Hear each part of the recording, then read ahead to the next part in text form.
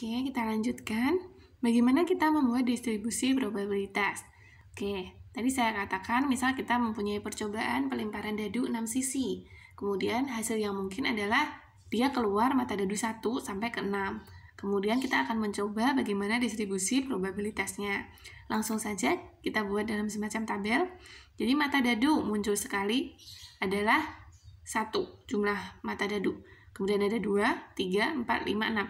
Ini adalah kemungkinan hasil yang mungkin, keseluruhan hasil yang mungkin. Nah, ini dikatakan, ini belum merupakan distribusi probabilitas ketika kalian belum menyertakan informasi probabilitas. Maka di sebelah kanannya tambahkan kolom bantuan probabilitas. Yang namanya probabilitas kita gunakan angka mata dadu 1. Ini muncul sekali dari total keseluruhan adalah 6 hasil yang mungkin. Maka probabilitasnya adalah 1/6. Begitu pula untuk mata dadu keluar 2, dia juga cuma sekali. Dari keseluruhan hasil adalah 6 kali. Maka di sini adalah 1/6. Nah, seterusnya sampai ke 6. Nah, ketika kita sudah menyatakan keseluruhan daripada hasil yang mungkin beserta probabilitas dari masing-masing hasil, inilah yang disebut dengan distribusi probabilitas. Jadi tidak serta-merta hanya menyatakan hasil yang mungkin, harus kita sertakan dengan probabilitasnya. Inilah yang disebut distribusi probabilitas. Kemudian akan kita cek, apakah distribusi probabilitas ini memenuhi daripada ciri-ciri yang telah kita sebutkan tadi. Ciri yang pertama, bahwa nilai probabilitasnya kisaran antara 0 sampai 1. Oke, di sini 1/6, berarti sesuai. Kemudian, bahwa hasilnya adalah merupakan kejadian yang saling lepas. Oke, saling lepas adalah ketika munculnya kejadian yang lain menyebabkan yang lain tidak muncul. Ketika kita melakukan pelemparan dadu sekali, ketika sudah muncul mata dadu angka 1, maka tidak mungkin dalam waktu bersamaan akan muncul angka dadu 2, 3, ataupun seterusnya sampai 6. Maka masing-masing kejadian ini adalah kejadian yang saling lepas. Kemudian kita buktikan, apakah kejadian ini adalah kumpulan lengkap. Kumpulan lengkap adalah ketika penjumlahan dari probabilitasnya ini adalah sama dengan 1. Tinggal kita jumlahkan, 1/6 ditambah 1/6 tambah 1/6 hingga 6 kali adalah berarti sama dengan 6/6. 6/6 sama dengan 1. Maka distribusi probabilitas ini terpenuhi. Inilah yang disebut dengan distribusi probabilitas. Oke, berapa jumlah probabilitasnya? Tinggal kita jumlahkan adalah 1. Nah, inilah bagaimana kita membuat distribusi probabilitas berdasarkan percobaan atau eksperimen tertentu. Kita lanjutkan ke variabel acak. Oke. Jika kita menghitung jumlah pekerja yang tidak hadir dalam suatu perusahaan, katakanlah ya, bisa jadi jumlahnya itu 0. 0 di sini berarti tidak ada yang tidak hadir. Kemudian 1 orang yang tidak hadir, 2 kemungkinan yang tidak hadir, 3 kemungkinan yang tidak hadir, dan seterusnya. Nah, jumlah ketidakhadiran inilah yang disebut dengan variabel acak. Oke, itu satu contoh. Berikut contoh lain. Jika kita melempar 2 koin dan menghitung jumlah ekor yang muncul, bisa jadi 0, 1, atau 2. Jumlah ekor muncul terkait dengan peluang, maka ini juga yang disebut dengan variabel acak. Oke, dari 2 contoh ini saja, kira-kira sudah dapat menyimpulkan apakah itu variabel acak atau belum? Jadi misal kita menghitung pekerja yang tidak hadir, jumlahnya kemungkinan juga 0, 1, 2, 3. Nah, jumlah ketidakhadiran ini adalah variabel acak. Kenapa disebut variabel acak? Nanti kita akan belajar terkait definisi. Kemudian contoh yang kedua, kita melempar 2 koin, menghitung jumlah ekor yang akan muncul. Bisa jadi jumlah ekor yang muncul ini 0, atau 1, atau bahkan keduanya muncul ekor bersamaan sekaligus. Dan jumlah ekor yang muncul ini terkait dengan peluang. Maka ini yang disebut juga variabel acak. Oke, jadi apa itu definisi variabel acak? Variabel acak adalah jumlah yang dihasilkan dari percobaan. Menurut peluang terjadinya, dapat diasumsikan nilai-nilai yang berbeda. Oke, itu definisi dari variabel acak. Jumlah yang dihasilkan dari percobaan. Menurut peluang terjadinya, dapat diasumsikan nilai-nilai yang berbeda. Jadi ketika kita melakukan eksperimen, kita melakukan percobaan, kita kan tidak bisa menentukan secara pasti apa dan bagaimana hasil yang muncul. Maka variabel-variabel yang nantinya akan muncul hasil daripada percobaan, jumlah daripada hasil yang percobaan adalah akan bernilai acak. Jadi nilainya itu kemungkinan berbeda. Kita tidak bisa menentukan secara pasti, hanya berdasarkan peluang terjadinya, kemudian kita asumsikan menjadi nilai-nilai yang berbeda. Inilah yang mengapa disebut dengan variabel acak. Oke, kita ke contoh. Kita melakukan percobaan, sebuah koin dilempar, satu koin saja ya dilempar sebanyak 3 kali. Maka ada berapa kemungkinan hasil yang mungkin? Oke, kita lihat. Sebuah koin dilempar sekali. Sebuah koin dilempar 3 kali, maka akan ada berapa kemungkinan? Oke, pelemparan pertama, pelemparan kedua, pelemparan ketiga. Bisa jadi pelemparan pertama adalah ekor yang muncul. Bisa jadi kemudian pelemparan kedua ekor.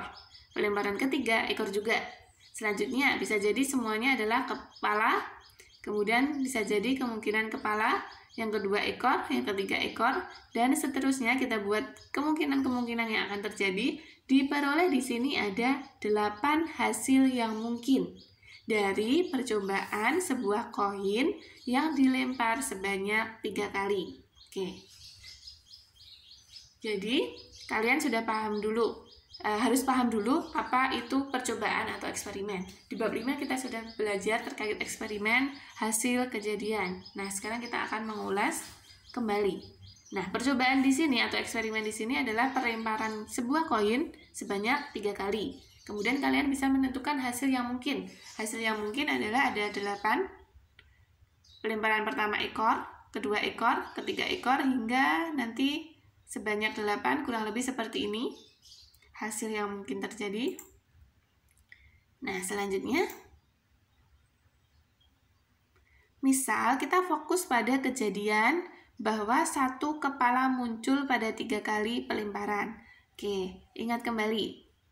Perhatikan yang saya cetak tinta merah, percobaan atau definisi dari eksperimen, yaitu sejumlah pengamatan yang kita lakukan untuk mendapatkan hasil tertentu.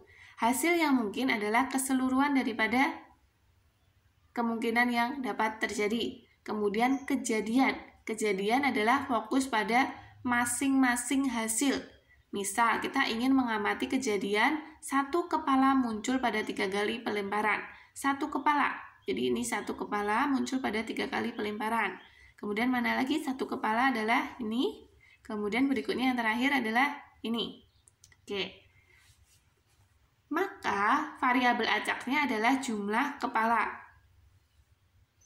Oke, variabel acaknya adalah jumlah kepala. Nah, yang ingin diketahui adalah variabel acak yang jumlahnya sama dengan 1, yaitu 1 kepala. Oke, karena tadi kita sudah menentukan kita fokus pada kejadian 1 kepala yang muncul. Kemudian, jumlah daripada kepala inilah yang disebut dengan variabel acak, yaitu jumlahnya harus sama dengan 1. Kita fokus pada kejadian dengan 1 kepala.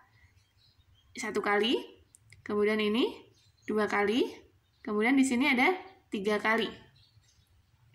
Maka di sini probabilitas untuk 1 kepala dalam 1 pelemparan adalah 3/8.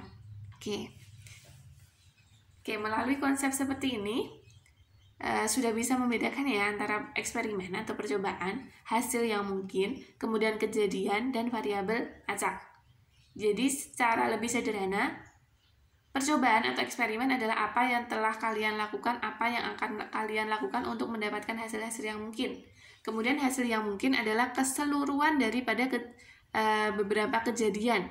Keseluruhan dari beberapa kejadian. Kemudian kejadian adalah fokus pada satu hasil. Misal Anda ingin mengamati kejadian di mana ekor muncul dalam 3 kali pelemparan, maka hanya di sini muncul sekali.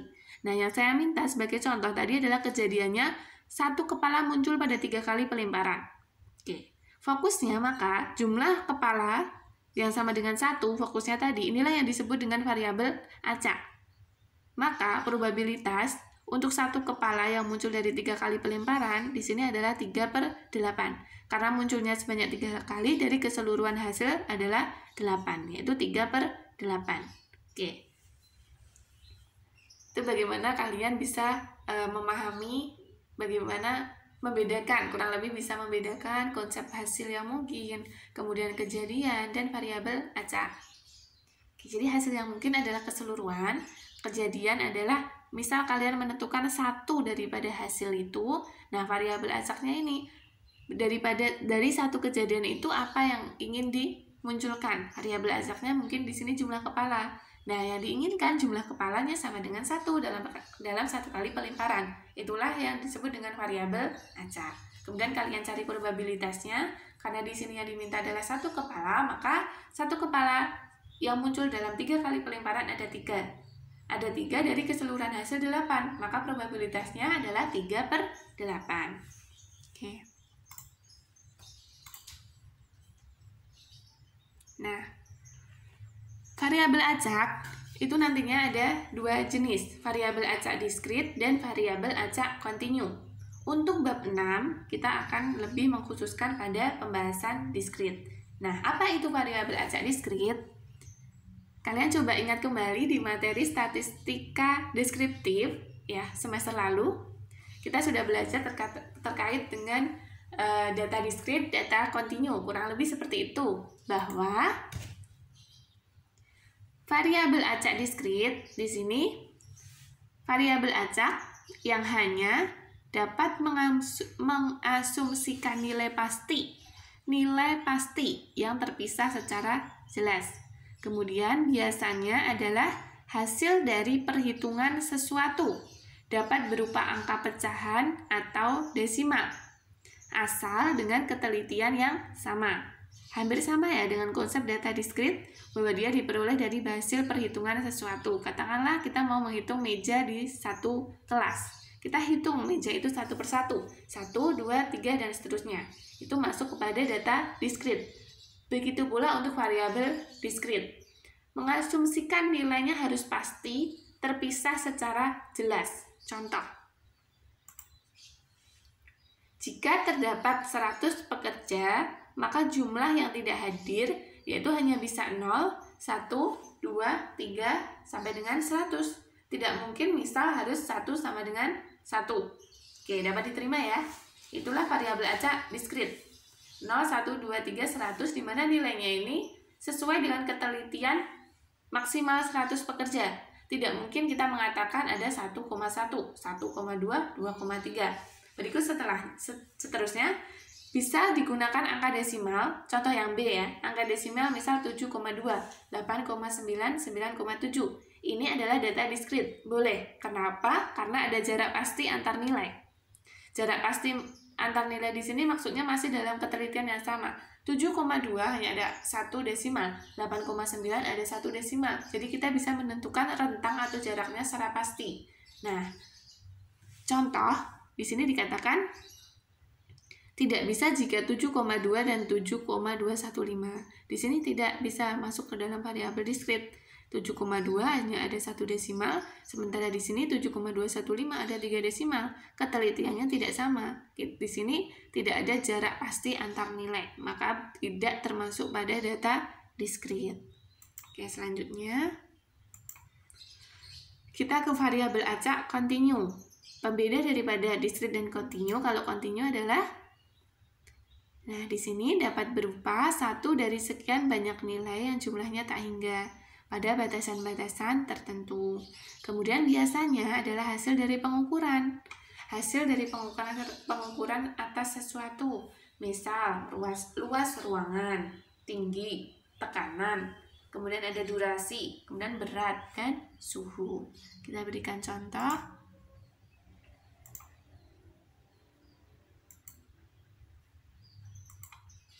Oke. Waktu penerbangan antara Bandung dan Jakarta adalah 50,15 menit. Atau ada yang mengatakan 55,12 menit dan seterusnya. Variabel acak di sini adalah durasi. Variabel acaknya adalah durasi penerbangan. Oke. Kemudian tekanan ban diukur sekian, 32, 78, 31, 62, dan seterusnya. Nah, tekanan adalah hasil pengukuran. Durasi waktu lama penerbangan juga hasil pengukuran, maka masuk ke dalam kontinu. Selanjutnya, nilai 28 hingga 35 pun dapat muncul. Oke, perhatikan ya.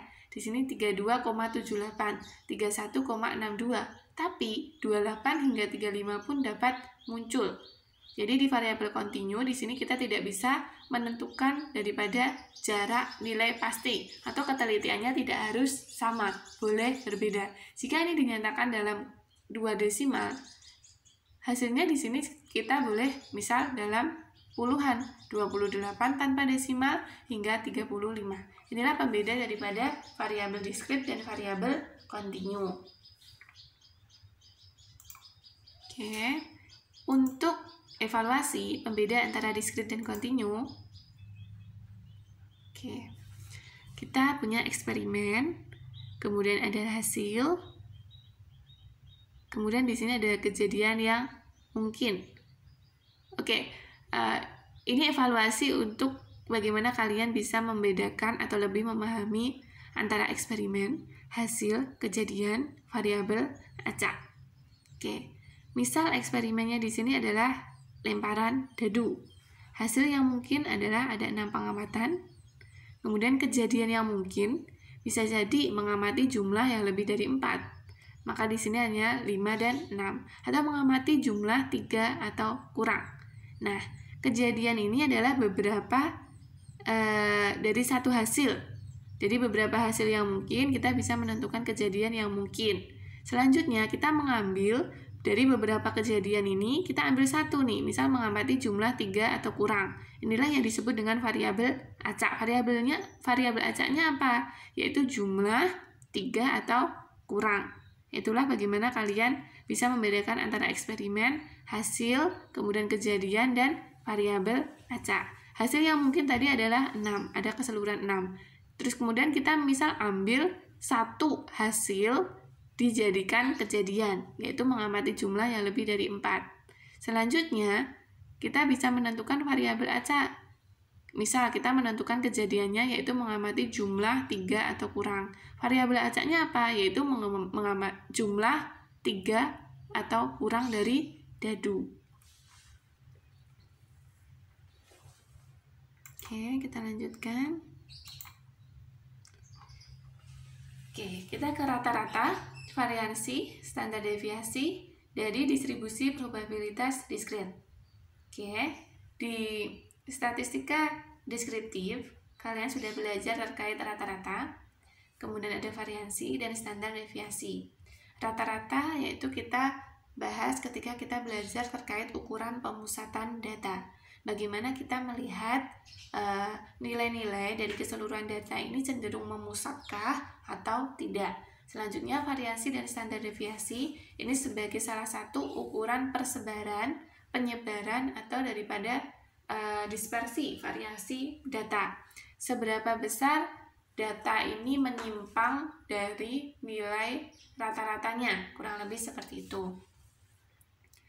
Nah, kita mulai ke rata-rata. Rata-rata adalah letak pemusatan distribusi probabilitas. Disebut juga nilai perkiraan. Nilai perkiraan merupakan rata-rata terbobot di mana kemungkinan nilai dari variabel acak diberi bobot sesuai dengan probabilitas kemunculannya. Jadi konsep rata-rata di distribusi probabilitas adalah pemusatan. Satu kuncinya dia adalah letak pemusatan yang kita bisa gunakan sebagai nilai perkiraan. Nah, nilai perkiraan ini adalah rata-rata terbobot, yaitu kemungkinan nilai dari variabel acak diberi bobot sesuai dengan probabilitas kemunculannya. Untuk rumusnya, demikian, mu sama dengan sigma perkalian dari X dikali PX. Mu di situ adalah rata-rata, X adalah nilai atau hasil yang mungkin dari percobaan, masing-masing hasil gitu ya. Misal hasil pertama X1, kemudian P dalam kurung X adalah peluang kejadian daripada X. Jadi distribusi probabilitas yang telah kalian peroleh, yang telah kalian buat berdasarkan percobaan, selanjutnya di situ kalian memperoleh X, kemudian kalian cari PX, peluang daripada X. Kemudian masing-masing daripada X kalian kalikan dengan masing-masing daripada peluang. Kemudian kalian jumlahkan, karena sigma di sini adalah operasi penjumlahan. Nah, penjumlahan daripada perkalian X dan PX disebut dengan mu. Apa itu mu? Mu adalah rata-rata. Oke. Konsepnya adalah konsep rata-rata terbobot. Selanjutnya, variansi dan standar deviasi, yaitu sebagai ukuran sebaran distribusi probabilitas. Kita langsung ke persamaan. Untuk variansi, nah, di situ sigma kuadrat. Jadi simbol seperti ini dibaca sigma ya. Sigma kecil kuadrat adalah sigma, operasi sigma ini adalah penjumlahan. Penjumlahan dari apa? Penjumlahan dari perkalian antara X adalah hasil dikurangi rata-rata mu dikuadratkan dikali dengan PX. PX di sini adalah peluang daripada kejadian X. Ini untuk mencari variansi.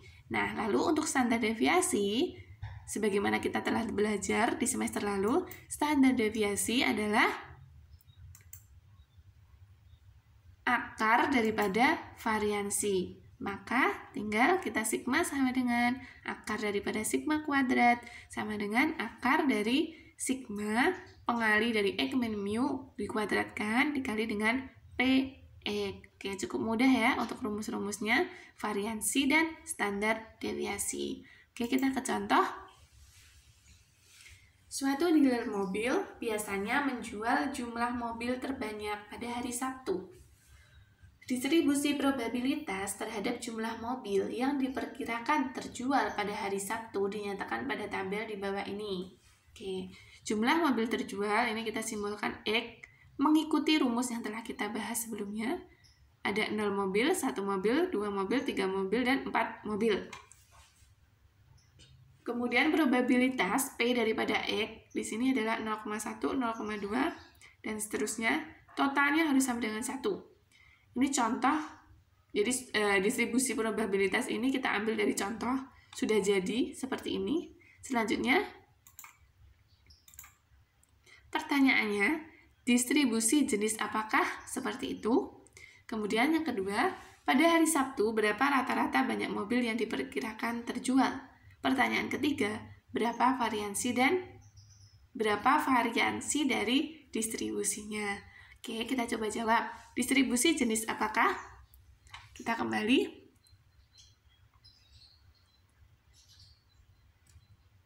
Oke, jumlah mobil terjual dengan probabilitas tertentu seperti ini. Jumlah mobilnya hanya 0, 1, 2, 3, 4. Maka, sudah jelas di sini adalah distribusi probabilitas diskret. Oke, karena nggak mungkin mobil yang terjual 1,1, 2,1, dan seterusnya. Jadi, distribusi jenis apakah? Jawabannya adalah diskret, dengan variabel acaknya adalah jumlah mobil yang terjual. Oke, paham ya? Kemudian, pada hari Sabtu, berapa rata-rata banyak mobil yang diperkirakan terjual? Oke, untuk menentukan rata-rata, kita hanya tinggal mengalihkan jumlah mobil dengan probabilitas masing-masing, kemudian dijumlahkan totalnya. Oke. Jadi, kita kan tadi punya data distribusi probabilitas adalah nih, 2 kolom berikut ya. Jumlah mobil terjual adalah X dengan probabilitas tertentu X. Kemudian kita tambahkan kolom bantuan. Untuk mencari rata-rata, yaitu kita tinggal mengalihkan antara X dengan PX. Di sini kita tuliskan X kali PX. 0 kali 0,1, 0. 1 kali 0,2, 0,2, dan seterusnya. Setelah kita mengalihkan semuanya X dikali PX dari masing-masing hasil, kemudian kita total atau kita jumlahkan. Nah, jumlah ini yang disebut dengan rata-rata, atau dalam rumus tadi kita mu. Nah, apa makna fisis ketika kita sudah menentukan rata-rata sebesar 2,1? Oke, kita coba lihat. Apa maksudnya? Yaitu bahwa nilai rata-rata mobil terjual selama beberapa Sabtu adalah 2,1. Nah, angkanya rancu, 2,1. Apakah bisa misal 2 mobil plus 0,1 mobil? Nah, tentu tidak mungkin kita menjual 2,1 mobil secara pasti pada Sabtu tertentu. Nah, nilai rata-rata 2,1 ini kita jadikan perkiraan dalam jangka panjang. Misal, jika dalam 50 kali Sabtu, maka perkiraan mobil yang akan terjual adalah 50, karena di sini 50 kali 50 kali Sabtu, jadi sebanyak 50 kali hari Sabtu terulang, kurang lebih seperti itu. Kemudian dikali dengan rata-ratanya atau nilai perkiraannya adalah 2,1, maka diperoleh 105. Artinya, sebanyak 50 kali Sabtu, perkiraannya nanti akan terjual sebanyak 105 mobil. Itulah makna daripada nilai perkiraan atau nilai rata-rata. Oke, selanjutnya kita ke pertanyaan ketiga, variansi. Nah, untuk mencari variansi, kita tambahkan kolom bantuan terlebih dahulu. Jika sebelumnya kita berhenti sampai di sini ya, X dikali PX, maka selanjutnya kita tambahkan kolom X min rata-rata. X-nya adalah ini masing-masing 0, 1, 2, dan seterusnya. Rata-ratanya adalah nilaimu yang telah kita cari tadi. Tadi tinggal 0 dikurangi 2,1, negatif 2,1. 1 dikurangi 2,1, negatif 1,1. Berikut seterusnya, sampai jumlah mobil keempat. Selanjutnya, kita perhatikan konsep daripada mencari variansi. Kita harus kuadratkan. X min rata-rata dikuadratkan. Jadi nilai ini kita kuadratkan. Diperoleh hasilnya berikut ini. Selanjutnya, kita kalikan. Hasil daripada kuadrat X min rata-rata dikali dengan PX, peluang atau probabilitas daripada PX. Jadi 4,41 dikali 0,1. 0,441. Berikut seterusnya. Nah, X min rata-rata dikuadratkan dikali dengan PX, masing-masingnya kita jumlahkan. Nah, penjumlahan inilah yang disebut dengan variansi. Jadi variansinya adalah 1,290. Apa makna fisik dari variansi? Itu artinya terjadi penyimpangan nilai-nilai dari nilai rata-ratanya sebesar 1,290 atau penyebarannya cukup besar. Nanti ketika variansinya cenderung mendekati 0, maka penyimpangannya kurang lebih tidak begitu besar. Oke, coba kita lihat ya cara membaca daripada variansi. Mungkin jumlah mobil terjual di sini misalnya yang pertama 0, sementara rata-ratanya adalah 2,1. Selanjutnya 1, rata-rata 2,1, ada 2, 2,1. Nah, jika kita simpulkan dengan nilai variansi 1,29 di sini adalah penyimpangan atau besar terjadinya penyimpangan masing-masing nilai rata-rata terhadap nilai rata-ratanya di sini adalah sebesar 1,290. Itulah bagaimana kalian bisa menentukan rata-rata sebagai ukuran pusat dan variansi sebagai ukuran penyebaran atau ukuran dispersi. Oke. Mungkin sampai di sini dulu, silakan dipahami terlebih dulu. Sampai di sini, jika ada yang ingin ditanyakan, silahkan langsung ditanyakan di classroom. Kita bersama saling diskusi. Apa yang belum paham, kita coba bahas kembali. Oke, terima kasih. Saya akhiri dulu untuk sesi ini. Nanti kita lanjutkan di pembahasan berikutnya. Terima kasih.